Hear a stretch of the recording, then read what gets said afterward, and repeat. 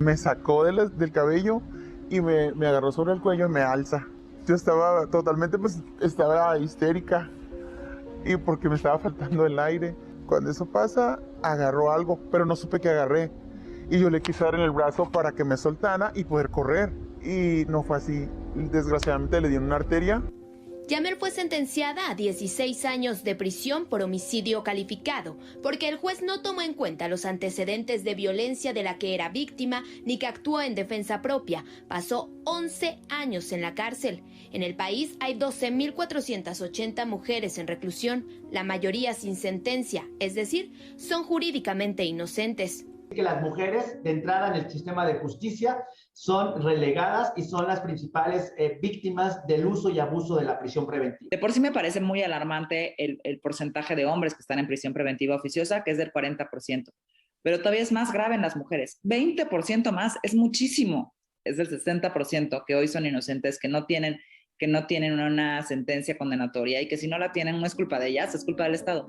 Los principales delitos por los que se detiene y sentencia a las mujeres están vinculadas al tráfico y venta de drogas, secuestro y robo. La mayoría de las mujeres que están ahí antes de entrar a prisión fueron víctimas de violencia física, emocional, económica, ¿no?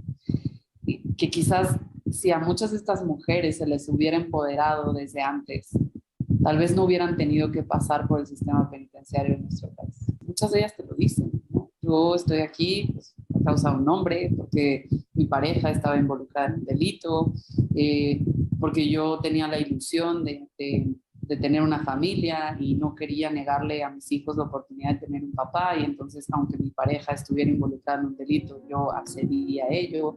Se les priva de la libertad en espacios diseñados por y para hombres.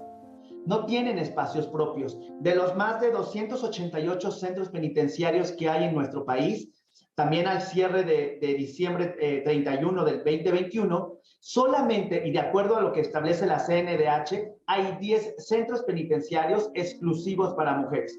¿Qué implica ser enviada a un centro de reclusión mixto? Ubiquémonos en una cárcel municipal de Puebla. En un centro penitenciario en donde solo había 3 mujeres y había 146 hombres. Ellas estaban en un espacio completamente segregadas, con muchísima humedad, y además lo que pudimos identificar es que solo se les otorgan 10 tortillas al día para poder alimentarse, o el compromiso que tiene el sistema penitenciario con ellas es otorgarles 300 pesos mensuales para que con eso ellas puedan comprar suministros, incluyendo los jabones, todos los artículos de limpieza, todos los artículos para que puedan contribuir al contexto de una menstruación digna. Tendrían que estar pagándolos ellas de esos 300 pesos que en teoría se les daba hasta hace 5 meses, que no les han dado absolutamente nada. En las prisiones del Estado de México, la situación no es mejor. A veces se autoemplean para tener ingresos y entonces trabajan para sus compañeras, ¿no? Y una de ellas nos platicaba que por cargar garrafones de agua para poder calentar esa agua ganaba alrededor de 15 pesos, y una toalla sanitaria te cuesta 10 pesos. Ser pobre, de una comunidad indígena y mujer, implica una doble condena al entrar en conflicto con la ley, la jurídica y la social. A la mujer le está mucho menos permitida socialmente el delito, la violencia, ¿no? Su misma familia las abandona, pero además pues, los hombres no las van a visitar. Entonces, al ser ellas las que están recluidas, pues muchas familias se separan, se dividen y ellas son mucho más abandonadas, como dices, que los hombres. Y eso genera dos cosas. Una, primero que hay muchas prisiones, como te comentaba, hay diferentes niveles de trato en las prisiones y hay unas en las que ni siquiera hay papel de baño, mucho menos toallas sanitarias. Y este tipo de insumos los provee la familia o las visitas, quienes las visitan. Nos tocó hace poco una mujer que nos decía que su hermano también estaba privado de la libertad y su papá nunca la visitó a ella, pero sí solía visitar a su hermano. Y su única explicación, o sea, que ella se daba, creo, a sí misma, era decir que ella es más valiente, que es más resistente y que por lo tanto ella no necesitaba esa compañía.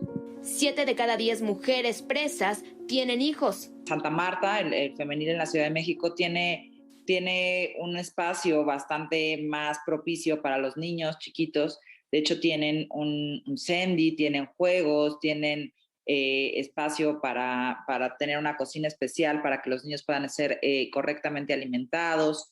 Las mujeres que tienen hijos están en dormitorios separados de las que no. Sin embargo, hay centros penitenciarios terribles, como bien lo dices, en donde incluso la población todavía está mezclada y hay una violencia altísima y no hay ningún tipo de espacios específicos para los niños, no son ambientes propicios ni pedagógicos para que los niños crezcan ahí, no pueden estudiar evidentemente la primaria. Entonces, a cierta edad, los 3 años, son separados de sus mamás y eso también es traumático. Y el siguiente problema es quién los acoge afuera, ¿no? Es un familiar y si el familiar no quiere, acaban en el DIF, acaban en una organización civil, donde también los niños sufren mucho. ¿Qué se puede hacer para mejorar la situación de las mujeres privadas de la libertad? Los expertos dicen que se debe iniciar por cumplir la ley, que haya una corresponsabilidad y se involucren las diferentes instancias de gobierno para garantizar acceso a salud, alimentación, deporte, educación, capacitación para el empleo, además de una justicia con perspectiva de género, darles acceso a productos para una menstruación digna, espacios adecuados para la crianza de sus hijos y dejar de criminalizar la pobreza son otras demandas. De 60,000 pesos es lo que cuesta una persona en prisión en México. Y un brazalete como el que tenía Lozoya cuesta 9,000. Pero resulta que el brazalete no lo da, o sea, el Estado tiene 3, la Guardia Nacional en los federales es quien lo da y a nivel local lo da los poderes judiciales, pero tienen poquísimos. Y entonces, para que el juez te pueda dar una medida cautelar distinta a la prisión preventiva, solo quien tiene dinero para pagar esto de manera privada puede salir. Entonces otra vez estás criminalizando la pobreza. Seguimiento una vez que salen de prisión es otro de los temas urgentes que se debe atender. Esas mujeres van a salir a buscar incorporarse al mercado laboral.